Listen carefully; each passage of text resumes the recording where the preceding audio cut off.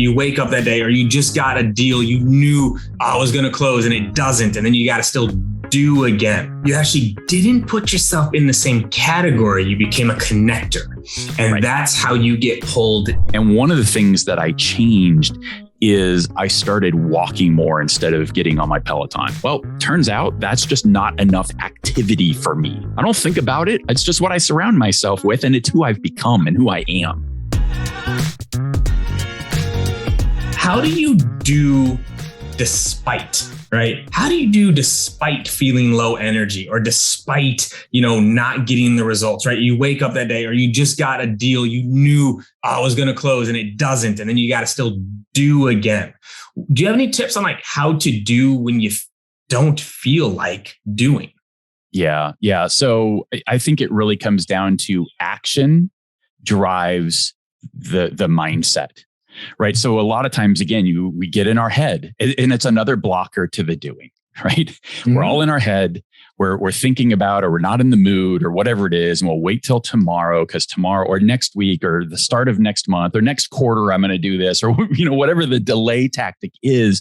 You're going to feel better by taking the action. Mm-hmm. So recognizing, and this was kind of a personal learning for me, like Q3, I was just down, and I think I now understand a lot of the reasons for why that was.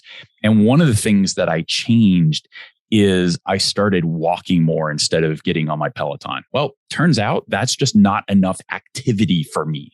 Mm-hmm. I need to have my heart rate higher. I need to be punishing myself just a little bit harder than just walking around the neighborhood, right? To get my mind and my mindset to fully engage, mm-hmm. right? And again, the more that you just start the activity that you need to get done, you're going to get into it. I love this countdown thing too. I'm going to start playing with that. I hadn't gotten into that. I haven't read the book. I just heard Michelle talking about it. It was like, okay, it makes it intuitive sense, right? I've seen that too many times in myself and my own behaviors. Mm-hmm. Yeah. And it's also too, if you don't want to read the book, there's a TED Talk. Mel Robbins, 5-second rule TED Talk, 20 minutes, watch it. You'll get most books could probably be a 20-minute talk, but that's the gist of it there. And it's true. It's like momentum, right? Just action builds momentum. Yeah. Tony Robbins is a big one of that, right? Like motion creates emotion. That's right. Get yourself moving, whether it's one call or one email, one step, right? Go do 1 minute on the Peloton. You're probably not going to step off after that 1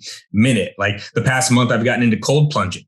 Right? I built a cold plunge in my garage. Oh, dude, I'm coming over. I didn't know. Dude, we're only a couple miles away. Swing by, right? 38 degrees, right? And you get into that.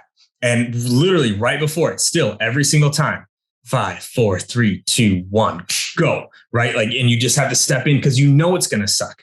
It's going to hurt. But you get to those first 30 seconds and then you're just in this Zen place for 5, 7, 10 minutes, right? And so, but taking that first step, even when you don't feel like doing it, is I think also a big thing that separates the doers from the rest. It's easy to do when things are easy. Yeah. Anyone can do and it. the key is start, right? That's the hard part. The keep going, that's not that hard. Yeah. Once you've started, once you're in motion, right? And like now momentum and all of the laws of physics take over. Yeah. And that's where, to wrap on this before we go to the next part, is like why the countdown works well for things you don't enjoy doing. Because the brain science behind it is say something like cold calling. The vast majority of people do not like cold calling. It is what it is. When you're counting up, your brain feels this could go on forever. So every dial feels bigger than it is. Whereas if you go in bursts of 10, 9, 8, 7, 6, you're like, okay, 6. All right, 5, 4, 3. You're building momentum. It's almost like going downhill through it. And then you take a break, right? And then you gear up to do it again.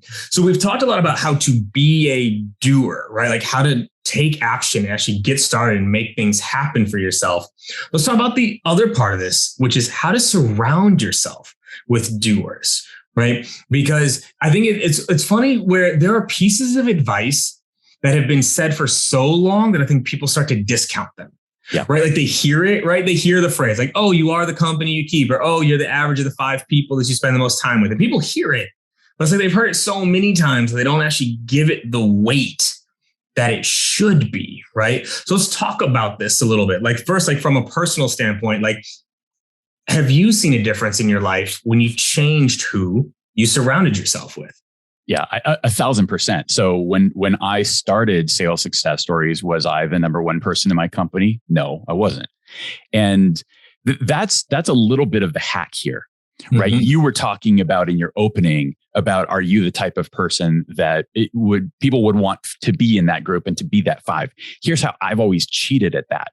If you bring together the other 4 and they're all not already connected to each other, you elevate yourself. You're bringing that value. You can do that right out of the gate. And I have used this in so many different ways. I was selling for another company, and I was targeting some local enterprise accounts here in Austin. And I called my CEO and I said, look, I need you to come to town. I'm going to host a dinner. Right. And I reached out. I already had a friend at National Instruments, so I got him on board. That made it a lot easier to get the person that I was thinking of from Dell. Once I had those two, it was all downhill.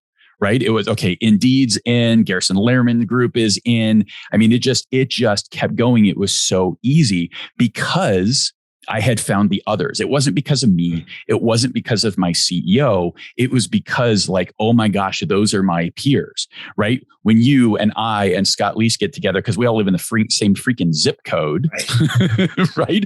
Then it gets even easier to attract people that are playing at that level. And notice how I cheated by putting myself in the same category as Scott Leese and KD. Well, what's interesting there is you actually didn't put yourself in the same category. You became a connector. And that's how you get pulled in, right?